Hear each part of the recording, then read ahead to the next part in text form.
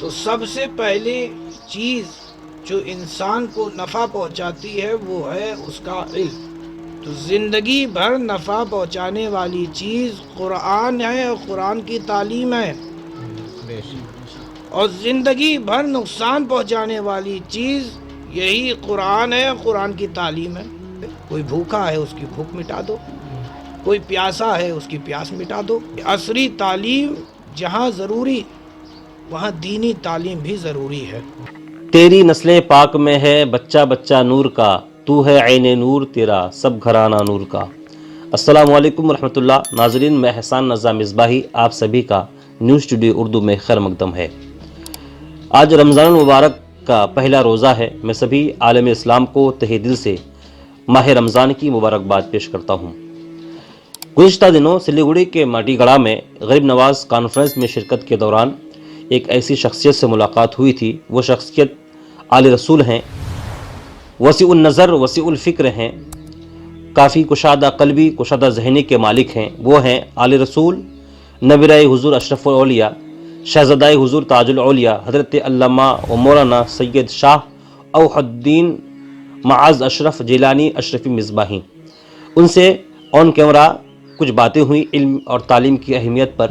انہوں نے دینی اور عصری تعلیم کے عنوان پر کافی اہم اور پرمغز باتیں بتائی ہیں، وہ میں مکمل آپ کے سامنے پیش کرتا ہوں، سماعت کریں۔ قرآن کی یہ بات ہے کہ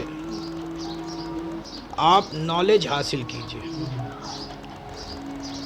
تو علم نفع بخش بھی ہے، یعنی فائدہ پہنچانے والا بھی ہے اور نقصان پہنچانے والا بھی ہے۔ تو ہم یہ دعا بھی کرتے ہیں کہ اے اللہ تو ہمیں وہ علم دے جو ہمارے لیے نفع بخش ہو، یعنی علم نافع ہمیں عطا فرما کہ جسے ہمیں علم حاصل ہو۔ تو اب ہمیں یہ دیکھنا ہے کہ ہمارے لیے فائدہ دینے والی چیزیں کیا ہیں۔ تو سب سے پہلی چیز جو انسان کو نفع پہنچاتی ہے وہ ہے اس کا علم۔ اسی لیے قرآن مقدس میں جو سب سے پہلے آیت نازل ہوئی وہ علم ہی کے تعلق سے نازل کی گئی، اور ایک سوال آپ نے مجھ سے کیا تھا کہ نفع و نقصان، تو نفع پہنچانے والی چیز اور نقصان پہنچانے والی چیز یہ لازم و ملزوم ہے۔ تو جہاں نفع ہوگا نفع کی ضد نقصان ہے، اور نقصان کی ضد نفع ہے۔ تو وہ چیز کیا ہے جو آپ کو زندگی بھر نفع پہنچائے؟ تو زندگی بھر نفع پہنچانے والی چیز قرآن ہے اور قرآن کی تعلیم ہے، اور زندگی بھر نقصان پہنچانے والی چیز یہی قرآن ہے اور قرآن کی تعلیم ہے۔ تو آپ کہیں گے کہ قرآن میں نفع بھی ہے نقصان بھی ہے۔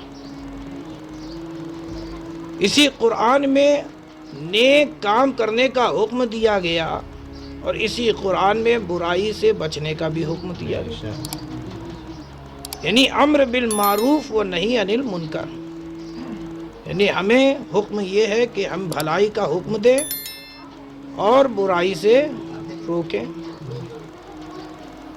تو برائی سے روکنے والی چیزیں، شراب حرام کر دی گئی، زنا حرام ہے، چوری حرام ہے، حتیٰ کہ دنیا میں ہر وہ کام جسے سماج میں برا جانا جاتا ہے قرآن میں ہے، اور یہ کہ نہ کرو، اور وہ ہر وہ کام ہے کرنے کی اجازت دی گئی ہے جسے سماج اچھا جانتا ہے۔ کوئی بھوکا ہے اس کی بھوک مٹا دو، کوئی پیاسا ہے اس کی پیاس مٹا دو، کوئی ضرورت مند ہے اس کی ضرورت کو پورا کر دو۔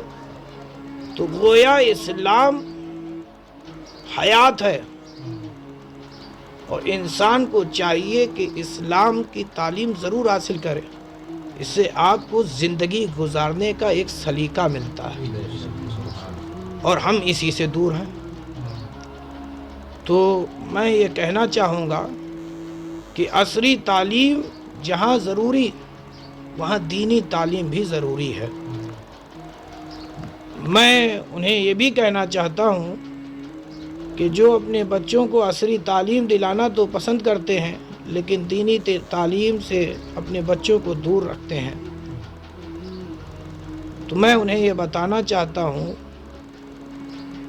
کہ میں نے جو اپنی زندگی کے 30 سال کا جو تجربہ حاصل کیا ہے، اس 30 سال کی زندگی میں نے کچھ ایسے لوگوں کو بھی دیکھا ہے جو ڈاکٹر ہیں، جو انجینئر ہیں، جو پروفیسر ہیں، لیکن جب ان کے والدین بوڑھے ہو جاتے ہیں تو وہ اس کے بڑھاپے کو دیکھ کر اس پر ترس نہیں کھاتے بلکہ اسے اپنے گھر سے باہر نکال دیتے ہیں.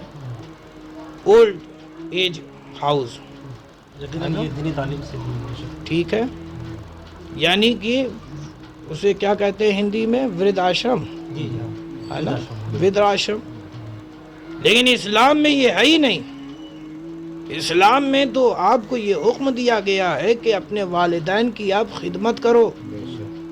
تو جو دین سے قریب ہوتا ہے وہ یقیناً سماج میں ایک اچھا انسان بن جاتا ہے.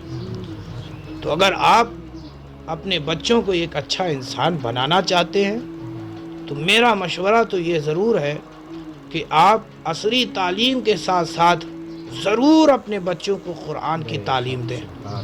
اور اگر آپ قرآن کی تعلیم اپنے بچوں کو دیں گے تو انشاءاللہ آپ کا بچہ کبھی بھی ظالم نہیں ہوگا بلکہ ظلم کے خلاف اپنی آواز کو بلند کرنے کے لیے پھر ویسا ہی حوصلہ بلند ہوگا جیسے علی کے بیٹے حسین میں تھا. نو کے نیزے پہ سر بلند ہے لیکن آپ کی زبان سے کلمہ طیبہ کے ساتھ ساتھ آیات قرآنی بھی جاری ہے.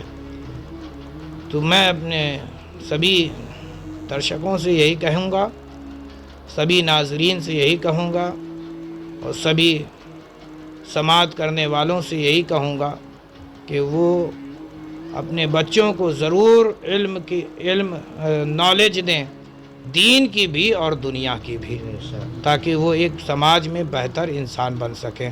وآخر دعوانا ان الحمدللہ رب العالمین.